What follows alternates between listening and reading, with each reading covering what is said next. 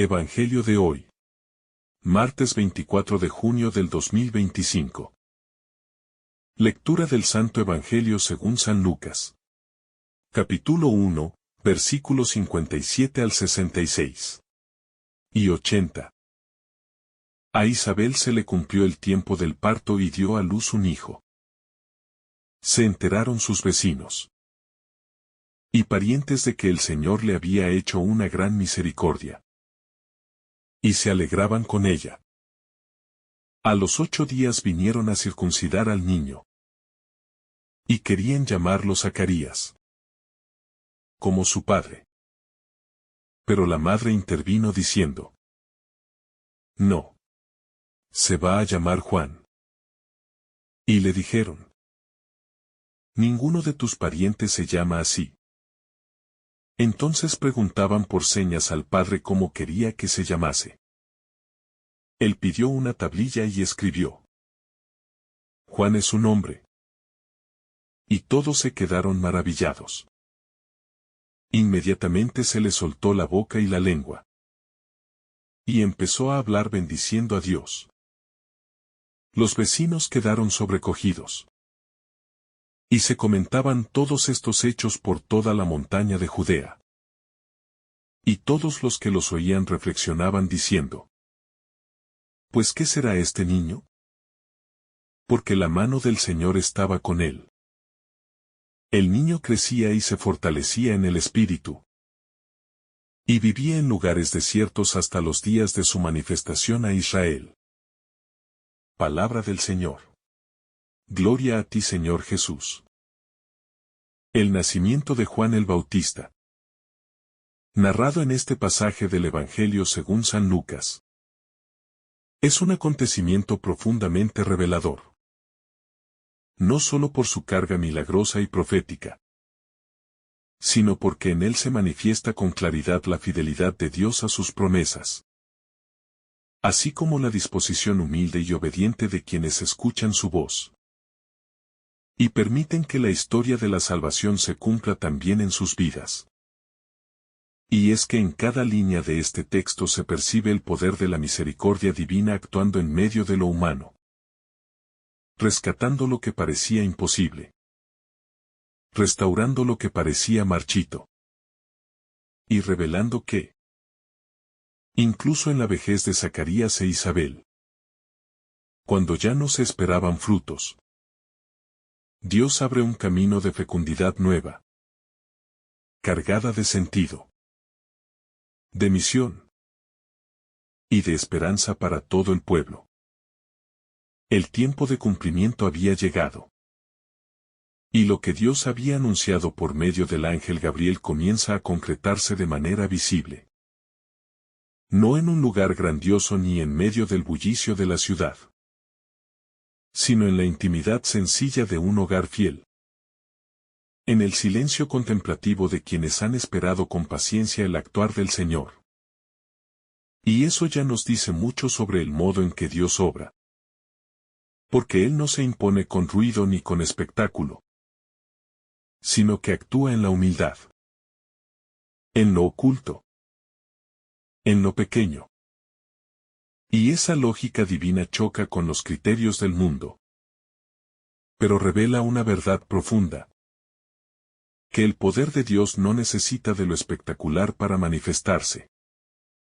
Porque su grandeza consiste precisamente en revelarse en lo frágil y en lo discreto. El día en que Isabel da a luz es descrito con una delicadeza que resalta la alegría comunitaria. Pues no es solo ella la que se alegra, sino también sus vecinos y parientes. Lo cual nos habla de la dimensión eclesial de los acontecimientos de Dios. Porque la obra del Señor en uno se convierte en motivo de alabanza para muchos. Y esto nos invita a ver cómo nuestra propia historia, cuando se vive en fe, puede ser testimonio para los demás. Y puede hacer brotar la gratitud y la esperanza en quienes nos rodean. Porque en realidad, cada bendición que recibimos no es solo para nosotros, sino para ser compartida, celebrada y reconocida como un signo de la presencia viva de Dios entre su pueblo. Pero en medio de la alegría del nacimiento, surge un momento de tensión espiritual profunda cuando se presenta la cuestión del nombre del niño. Y este detalle, que podría parecer menor, en realidad encierra una enseñanza muy poderosa. Porque el nombre en la tradición bíblica no es solo una etiqueta o una manera de identificar a alguien, sino que expresa la misión, el sentido de vida, el propósito dado por Dios. Y es por eso que la familia desea que el niño se llame como su padre Zacarías. Pero Isabel, inspirada por el Espíritu, afirma que su nombre debe ser Juan, obedeciendo al mandato celestial y colocando por encima de la tradición humana la voluntad divina. Este acto de Isabel es de una valentía y fe admirable, porque va contra las costumbres establecidas. Se enfrenta al juicio social y sostiene una convicción espiritual que proviene del anuncio del ángel, mostrando así que la maternidad, vivida en clave de fe, no es pasiva ni sumisa, sino profundamente activa, profética y decidida. Y eso también nos habla del lugar que tienen las mujeres en la historia de la salvación. No como figuras secundarias, sino como protagonistas sensibles a la voz de Dios, capaces de sostener con firmeza lo que el Señor ha depositado en sus corazones. La reacción de los presentes frente a la decisión del nombre revela cuán difícil puede ser aceptar que Dios rompa nuestros esquemas. Y muchas veces nos sucede lo mismo. Cuando Dios obra de formas inesperadas o nos pide cambiar nuestras expectativas, nos resistimos, discutimos, o incluso dudamos. Pero en ese momento, Zacarías, que había quedado mudo por no haber creído al anuncio del ángel, recupera la voz cuando escribe en la tablilla. Su nombre es Juan. Y este gesto encierra una profunda verdad espiritual. La fe obediente libera, da voz, restaura la comunicación con Dios y con el prójimo, y produce una alabanza que es auténtica porque nace del corazón transformado. Cuando Zacarías recupera el habla, lo primero que hace es bendecir a Dios. Y ese detalle es bellísimo, porque nos muestra que el verdadero fruto de la fe no es una satisfacción personal o un beneficio temporal, sino una capacidad nueva de alabar, de reconocer la acción de Dios y de proclamar su grandeza. Y en ese canto, el corazón del creyente se une al corazón del Creador y se convierte en instrumento de testimonio para el mundo. Porque el milagro no termina en el niño que nace, sino que se extiende en la vida de todos aquellos que se dejan tocar por ese acontecimiento sagrado. El asombro de los vecinos, que se extiende por toda la región montañosa de Judea, pone de manifiesto que cuando Dios actúa con poder, su obra no pasa desapercibida, sino que deja una huella. Despierta preguntas, provoca inquietud espiritual. Y por eso todos se preguntan, ¿qué llegará a ser este niño? Y en esa pregunta está el misterio del llamado, de la vocación, del plan que Dios tiene para cada vida. Porque cada nacimiento es una promesa. Cada niño es portador de un designio divino. Y reconocerlo es ya comenzar a vivir con reverencia la historia de los otros. Y la mano del Señor estaba con él, dice el texto sobre Juan. Y eso resume toda su historia. Porque no hay mayor bendición que vivir acompañado por la presencia de Dios. Sostenido por su voluntad. Guiado por su espíritu. Y aunque el camino de Juan será austero, exigente, solitario incluso, será un camino lleno de sentido. Porque quien vive según la mano de Dios no se pierde. No se vacía. No muere interiormente, sino que se convierte en canal de gracia. En voz profética. En instrumento que prepara el corazón de los hombres para recibir al Salvador. La vida de Juan. Desde su concepción hasta su nacimiento. Y más aún hasta su crecimiento en el desierto. Nos habla de un itinerario marcado por la presencia de Dios. Y por la fidelidad de quienes supieron acoger su voluntad. Aunque no comprendieran completamente los caminos divinos. Y es precisamente esa apertura humilde y confiada a lo que Dios hace, lo que permitió que la historia salvífica siguiera avanzando. A través de personas concretas. Sencillas. Que no buscaban protagonismo, sino obediencia. Y que no aspiraban a imponerse, sino a servir desde el lugar que Dios les había concedido. Muchos de los que presenciaron el nacimiento de Juan quedaron admirados. No solo por la curación del mutismo de Zacarías, ni por la firmeza de Isabel, sino por el conjunto de signos que rodeaban a ese niño. Y que hablaban de un destino singular. Porque cuando Dios marca con su mano una vida, esa vida comienza a reflejar una luz especial. Una claridad que no se puede ocultar.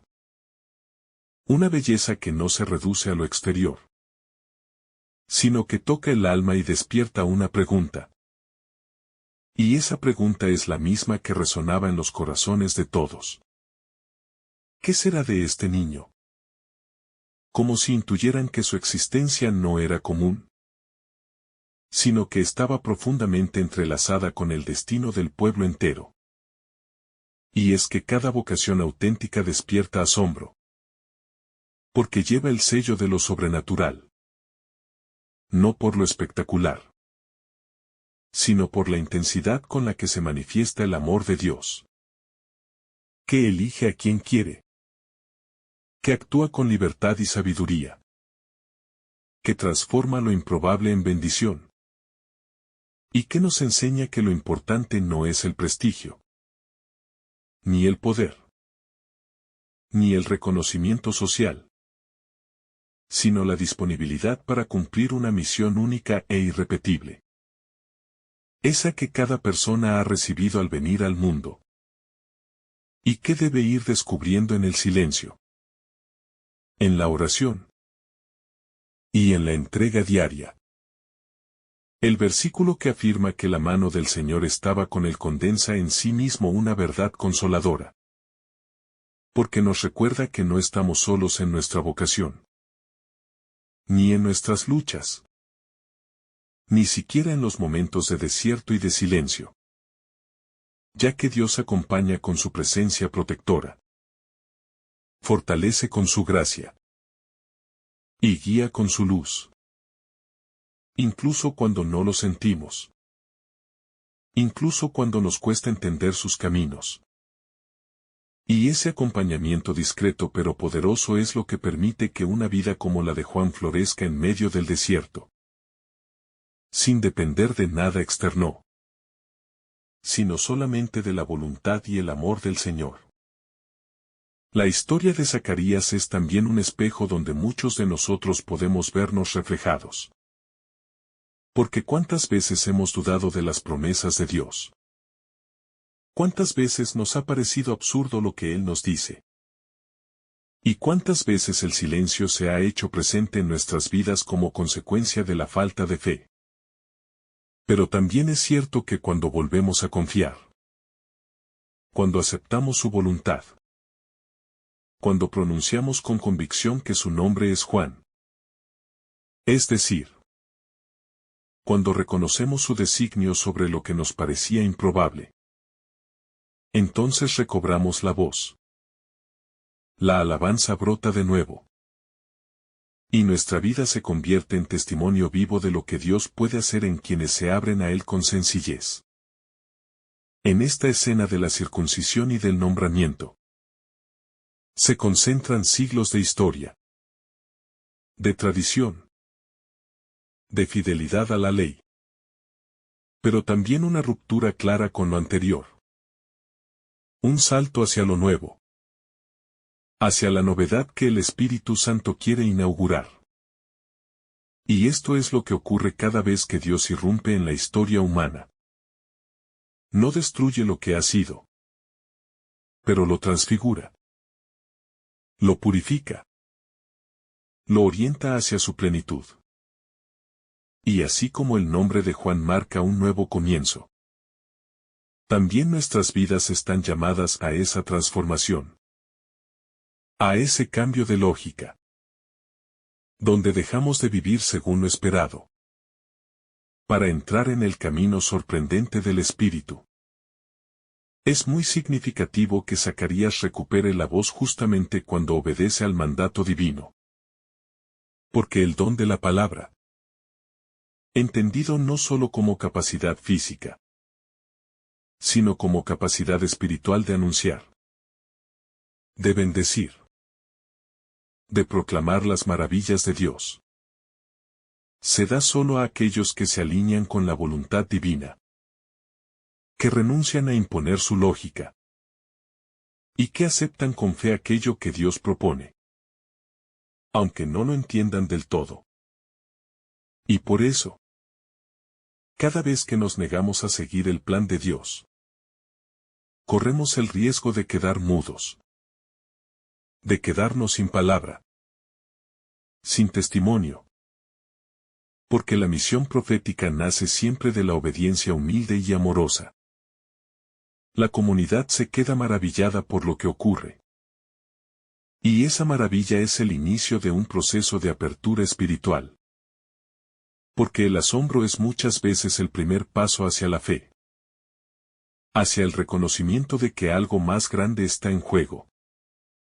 Y por eso este pasaje no solo es una narración de hechos, sino una invitación a volvernos nosotros también hombres y mujeres capaces de asombrarnos ante Dios, de dejarnos interpelar por su acción, y de compartir con otros ese asombro fecundo, que no se queda en la admiración superficial, sino que conduce al compromiso, a la fe viva y a la conversión real.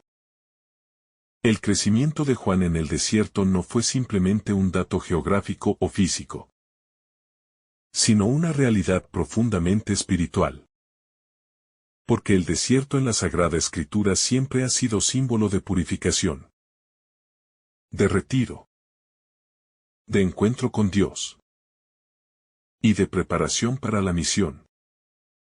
Y así como Moisés pasó años en el desierto antes de liberar al pueblo, como el pueblo mismo peregrinó 40 años por esas tierras áridas antes de entrar a la tierra prometida.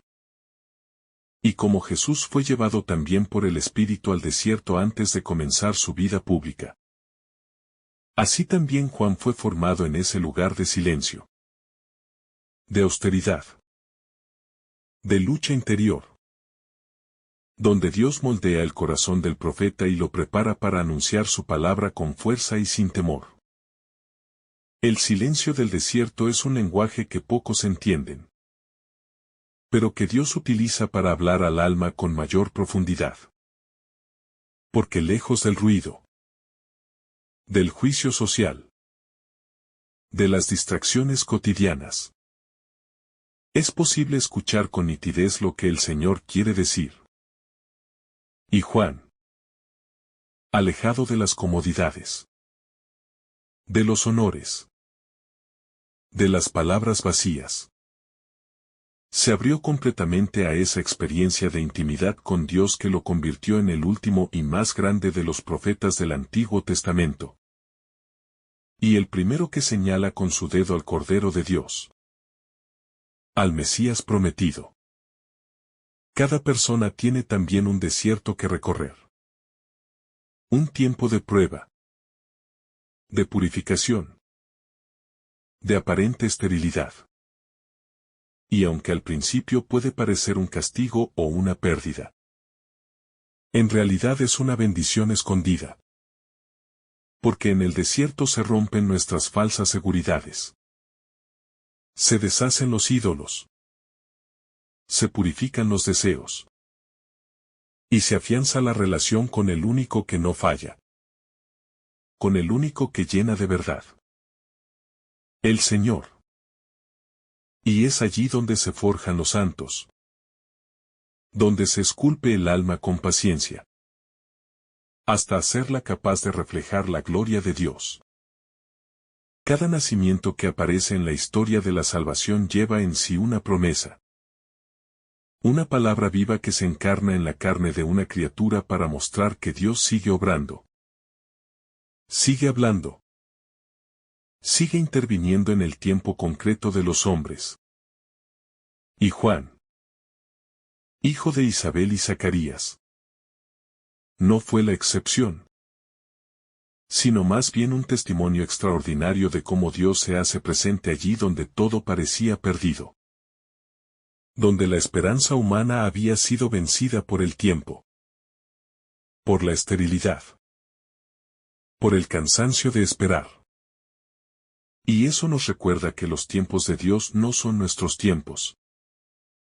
Y que muchas veces el Señor espera que hayamos agotado nuestras seguridades humanas para regalarnos lo que solo puede venir de Él. Isabel representa en este texto a todas las personas que han soportado con paciencia el paso de los años sin ver aún el cumplimiento de las promesas. A quienes han permanecido en oración. Con lágrimas y silencio. Sin ceder a la desesperanza. Y su figura es un faro para quienes hoy, en sus vidas, se preguntan si Dios aún escucha, si aún actúa, si su poder todavía puede transformar lo que parece estéril. Porque en la vida de esta mujer justa y fiel vemos que la esperanza que se deposita en el Señor nunca es estéril. Y que el tiempo de Dios, aunque demore, llega siempre cargado de sentido. Y de frutos más abundantes de los que podríamos imaginar. El acto de ponerle el nombre al niño. Que podría parecer un mero formalismo familiar. Se convierte en un momento decisivo. Lleno de tensión espiritual y revelación profética. Porque en esa elección se pone en juego la obediencia a la palabra de Dios. El reconocimiento de que la vida no nos pertenece. Y de que nuestras decisiones deben pasar por el tamiz de lo que Dios ha dicho. Aunque eso signifique romper tradiciones. Esquemas sociales o expectativas humanas. Y esto es algo que también se aplica a nuestras propias elecciones diarias. A nuestras decisiones vocacionales. Profesionales. Familiares. Porque si no están iluminadas por la voluntad de Dios, corremos el riesgo de caminar en la dirección equivocada. Zacarías. Al escribir en la tablilla su nombre es Juan. Hace mucho más que ratificar un nombre. Está firmando su rendición total ante el plan divino. Está manifestando que ha aprendido a confiar. Que ya no pone obstáculos. Que su corazón ha sido transformado por el silencio y por la espera. Y que ha descubierto que la fe no se basa en entender, sino en confiar. En adherirse con todo el ser a lo que Dios revela. Incluso si la razón todavía vacila. Y por eso mismo, en ese gesto pequeño y aparentemente simple, se encierra una victoria espiritual inmensa. La victoria de la fe sobre la duda. De la luz sobre la oscuridad. Y de la obediencia sobre el miedo. Recuperar la voz no fue para Zacarías un regalo aislado. Fue la consecuencia directa de su respuesta de fe, de su adhesión plena a la voluntad de Dios. Y eso nos enseña que muchas veces nuestras parálisis, nuestras esterilidades, nuestras cegueras espirituales, son resultado de haber cerrado el corazón a la voz de Dios, de habernos encerrado en nuestras lógicas humanas, y que la sanación comienza en el momento en que renunciamos al control, al orgullo, y nos dejamos guiar por el Espíritu, aceptando que solo Dios sabe el camino, y que nosotros solo somos siervos llamados a obedecer y a confiar.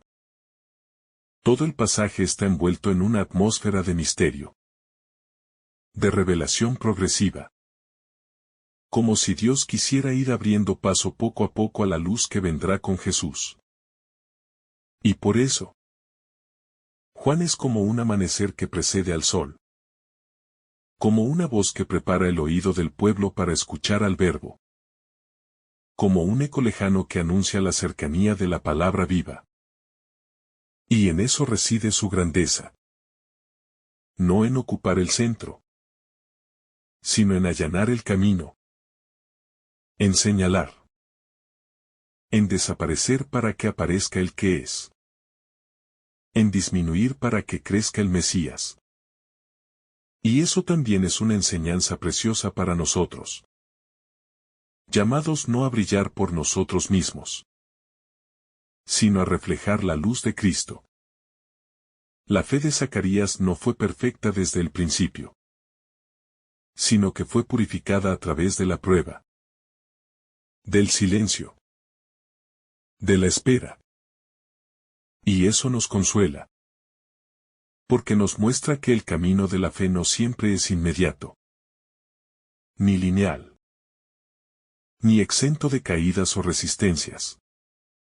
Pero lo importante es no permanecer en la duda, sino dejar que Dios nos trabaje, nos enseñe, nos transforme, y estar dispuestos a reconocer nuestros errores para poder empezar de nuevo. Porque la misericordia de Dios es más grande que nuestras torpezas. Y su plan se cumple incluso a través de nuestras debilidades cuando hay humildad. El pueblo que rodeaba a Zacarías e Isabel fue testigo de algo inusual. Y esa experiencia dejó una huella en sus corazones. Porque cuando Dios actúa, aunque lo haga en lo oculto, su acción se irradia, se contagia, provoca admiración. Y muchas veces es el primer paso para que otros abran sus corazones a la fe. Por eso no debemos subestimar lo que Dios hace en nuestra vida personal. Porque lo que vivimos con sinceridad y profundidad puede ser semilla que germine en el corazón de alguien más. Y que incluso sin darnos cuenta, estemos colaborando con la salvación de muchos. Cada etapa de la vida de Juan estuvo marcada por la mano de Dios. No como una intervención mágica que le evitara todo dolor o esfuerzo, sino como una guía constante que le permitía orientarse en medio de la oscuridad. Y esto nos enseña que la presencia del Señor en nuestra vida no elimina los desafíos, pero sí nos capacita para afrontarlos con serenidad, con fortaleza y con fe. Porque saber que Dios camina con nosotros, incluso en el silencio o la soledad, nos da una esperanza firme que no se basa en las circunstancias, sino en la certeza de que Él cumple lo que promete. Juan no buscó protagonismo, ni vivió para llamar la atención, sino que su vida fue toda entera una preparación para que otro brillara. Y eso revela una humildad radical que debería inspirarnos. Porque en un mundo donde tantos anhelan figurar, donde se busca el reconocimiento constante, el Bautista nos enseña que lo más grande es ser instrumento, ser canal, Ser voz. Aunque no seamos el mensaje. Y eso requiere de una libertad interior enorme. Que solo se consigue cuando hemos pasado por el fuego del desierto y hemos dejado que Dios vacíe nuestro ego para llenarnos de su luz. Cuando el pueblo se preguntaba, ¿qué será de este niño? No lo hacían simplemente por curiosidad, sino porque percibían que su nacimiento estaba rodeado de signos divinos. Y eso nos habla también de cómo el Espíritu Santo actúa en el corazón de las personas. Despertando intuiciones. Moviendo a la contemplación. Y abriendo el alma a reconocer que hay vidas que traen consigo una misión especial. Una chispa del cielo que transforma todo. Y que al contemplarlas, incluso en sus comienzos, nos sentimos invitados a reflexionar sobre nuestro propio llamado. Sobre nuestra responsabilidad en el plan de salvación. El pueblo quedó impresionado con lo que Dios había hecho con Isabel y Zacarías. Y esa impresión fue difundida por toda la región montañosa de Judea. Porque las obras de Dios no se pueden ocultar.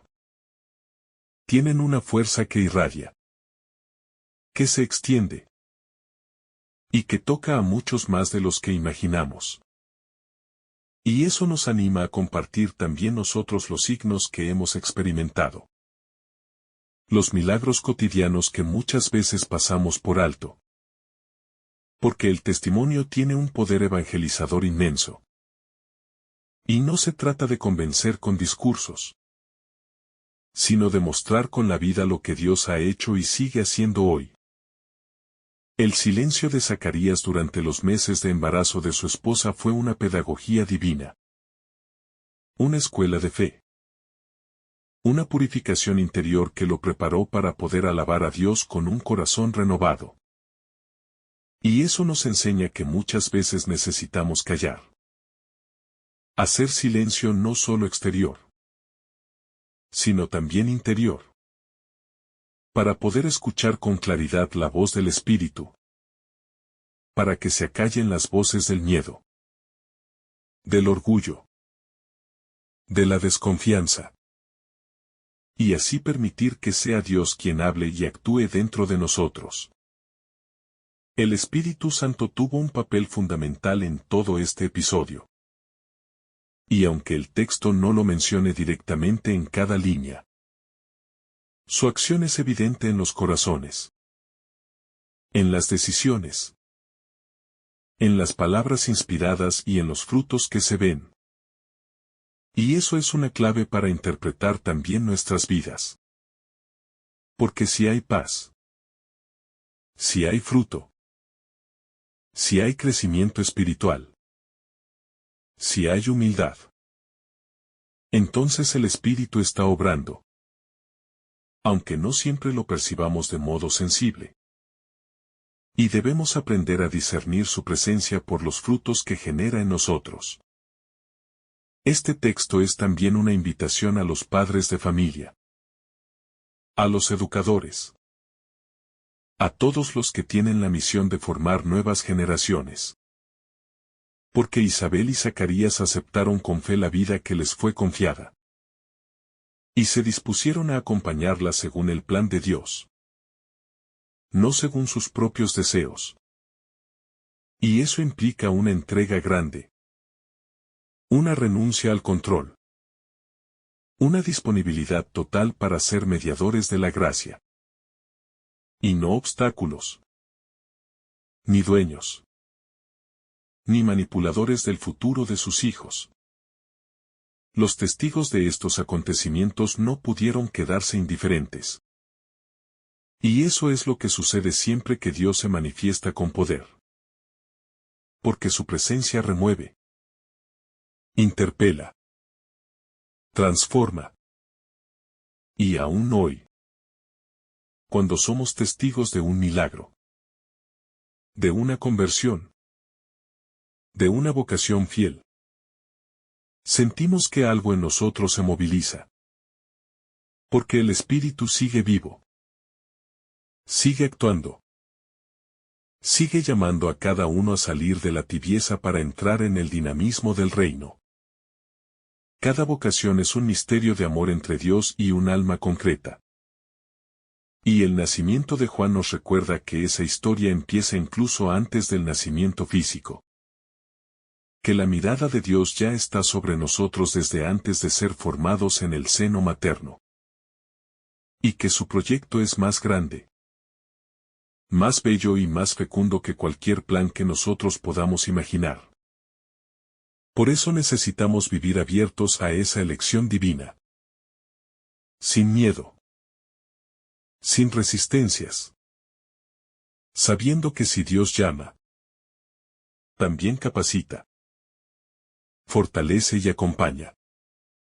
El desierto no fue solo un lugar físico para Juan, sino un espacio sagrado donde su alma fue moldeada, donde su espíritu fue afinado como instrumento profético, y donde aprendió a depender solamente de Dios. Y eso es también una escuela necesaria para todo discípulo. Porque solo quien ha pasado por el silencio, por la aridez, por la tentación y por la confianza radical, puede luego hablar con autoridad, con claridad, con libertad, y ser verdaderamente fecundo en la misión. El desierto donde creció Juan no era solo soledad. Era también comunión con lo eterno. Porque allí el alma queda despojada de todo lo superfluo, de todo lo que distrae, de todo lo que obstaculiza la relación directa con Dios. Y en ese espacio, sin adornos ni ruidos, Dios se convierte en el todo. Y se graba en lo más profundo la certeza de que su presencia basta, de que su voluntad es perfecta, y de que su amor es más dulce que cualquier consuelo humano. Y por eso, el alma que ha sido educada en el silencio del Espíritu está lista para anunciar con poder, para consolar con autoridad y para denunciar sin miedo. En todo este relato vemos cómo Dios actúa en lo oculto, en lo pequeño, en lo silencioso. Y eso nos invita a cambiar nuestra lógica, a dejar de buscar grandezas humanas, aplausos, resultados inmediatos, y aprender a confiar en los procesos lentos pero sólidos que Dios realiza en cada corazón. Porque el reino crece como semilla, se extiende como levadura, se construye desde dentro. Y si aprendemos a vivir con paciencia y fe, veremos en el tiempo la plenitud de lo que hoy apenas es un brote. Y daremos gracias al Señor por haber creído cuando todo parecía imposible. Juan fue formado para ser voz, no eco. Fue educado para anunciar, no para entretener. Fue elegido para señalar al Cordero, no para ocupar su lugar. Y esa claridad de identidad es una de las cosas más admirables de su misión. Porque muchos caen en la tentación de hacerse protagonistas, de acaparar la atención, de buscar seguidores. Pero Juan nos recuerda que la verdadera misión es ser puente. Es desaparecer para que Cristo aparezca. Es hablar solo lo que Dios quiere, aunque eso signifique perder la vida. Y eso lo convierte en un modelo para todos los que quieren servir desde la verdad. El nacimiento de Juan Bautista es más que un hecho histórico. Es un signo profético que nos interpela hoy. Porque también en nuestro tiempo Dios sigue llamando. Sigue suscitando voces en medio del desierto. Sigue preparando corazones que denuncien el pecado y preparen los caminos del Señor. Y nosotros estamos llamados no solo a admirar su figura, sino a dejarnos inspirar por su ejemplo. A vivir también con radicalidad. con coherencia, con fidelidad a la verdad, sabiendo que la mayor alegría no es ser reconocidos, sino haber sido fieles a lo que Dios nos confió. Y así. El último versículo de este pasaje. El niño crecía y se fortalecía en espíritu. Y vivió en el desierto hasta el día en que se manifestó a Israel. Resume con sobria profundidad todo el proceso de formación y de espera que precede a toda gran misión. Y nos deja claro que antes de hablar hay que escuchar. Antes de anunciar hay que callar. Antes de mostrarse hay que ser transformado. Y así como Juan preparó el camino para Jesús, así también nosotros estamos llamados a preparar caminos, a allanar corazones, a ser testigos fieles de la luz. Aunque nunca lleguemos a ver todo el fruto, porque el Señor, que ve en lo secreto, premiará en lo eterno cada acto hecho con amor y fidelidad. Que el Señor te bendiga abundantemente en este día. En el nombre del Padre, del Hijo, y del Espíritu Santo. Amén. Si esta reflexión te ha gustado, recuerda dar like, dejarnos tu intención en los comentarios y activar la campana de notificaciones, para que todos los días recibas estos mensajes. Te saluda tu hermano Joe deseándote un día lleno de bendiciones.